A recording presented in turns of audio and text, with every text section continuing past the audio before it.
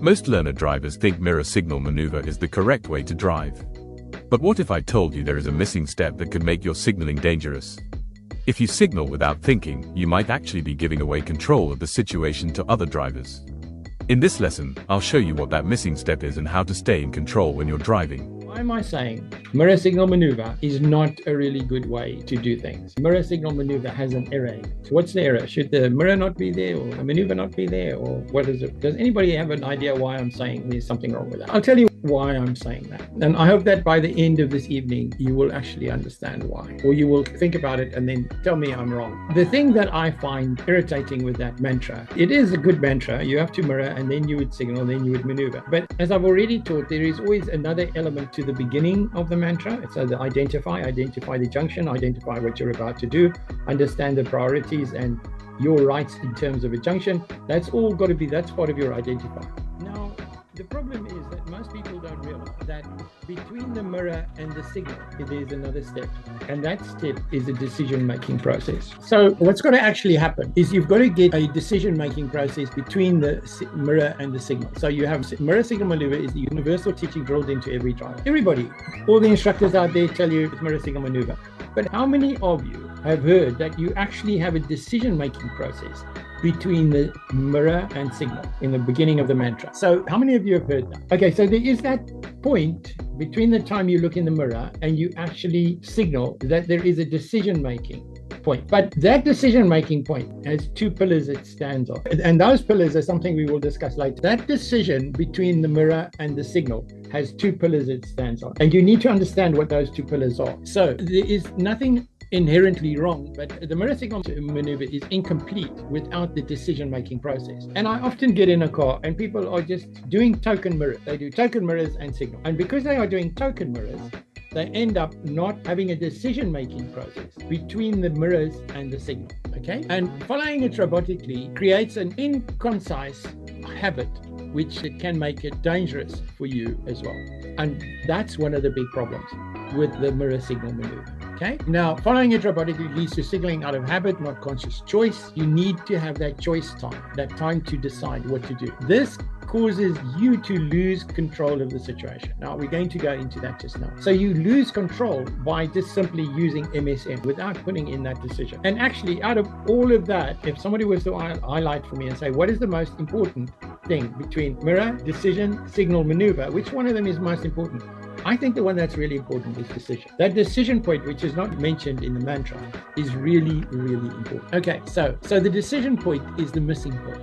So mirror signal maneuver, MSM, ignores a critical moment of conscious thought between observation and action. That stop and think. Thoughtless signaling surrenders control to situations of other drivers. So if you have looked in your mirrors and you're just going to hit the signal, you haven't actually just made a decision. You've just gone mirror signal maneuver. You've left out the decision-making process area. And that, as I said to you earlier, we will talk about the two legs it stands on. It creates unnecessary risk on the road and uncertainty for other drivers because you've now signaled, and I'll show you that just now. And even experienced examiners are just looking for mirror signal maneuver. But that's, to me, not advanced driving. It's important that we develop a conscious process between the mirror and the signal where we make a decision. Okay, so there is that decision point between the mirror and the signal. Okay, now what happens if you mindlessly mirror signal maneuver? Now we've done this before, so I'm just going to move on to this and just do this with you quickly. So we've got a road and we've got a car standing here. Okay, this is you in your car and you're about to move off and you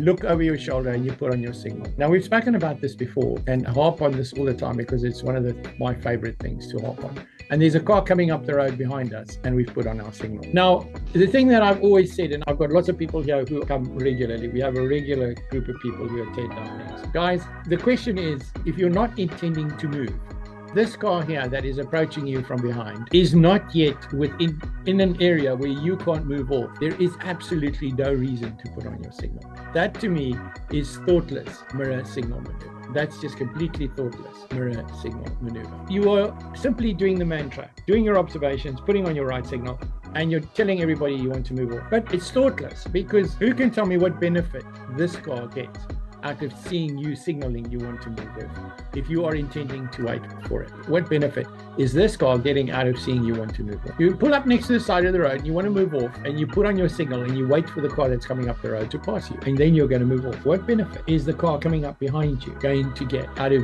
the signaling you're doing? You're not intending to move off. You've just done the mirror signal maneuver. You've done MSM. The car behind you coming up the road is going to get what benefit out of you signaling? Nothing. He's not going to get anything, because now all that happens, it becomes dangerous. And that's, you've lost control of the situation. In actual fact, what you're doing is you are telling him you are going to move off, which means, although it's not your intention, you are telling him you are going to move off in front of him. There's no reason he needs to know you are going to move off, because by the time he gets here and he's banging down the road, once he's moved to a place here like this, and he's banging down the road, you can now move off. It's going to make no difference to him. It makes a difference to him whether you had your signal on or not, but he gets no benefit out of it. In actual fact, it's only disadvantage. So by you applying the mirror signal maneuver as a mantra and not thinking about it, what you do is you draw attention to yourself. He's now got to consider you are a danger. He's not looking at anybody coming onto the road from his right. He's watching you. And now he's got to watch, and he's thinking, is this guy going to pull out in front of me or not? So he's not getting any benefit out of that signal. And you're not pulling off. You're just sitting there with your signal on, which to me is completely wrong. You need him to let him pass you. Once he's passed you, then you should put on your signal. So you do your observations. You see there's a car coming up the road. You don't intend to move. Therefore, the decision is don't put on your signal until he's passed.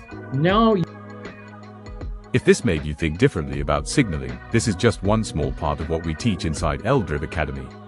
Inside the Academy, we break down real driving behavior, decision-making, and how to stay in control in every situation.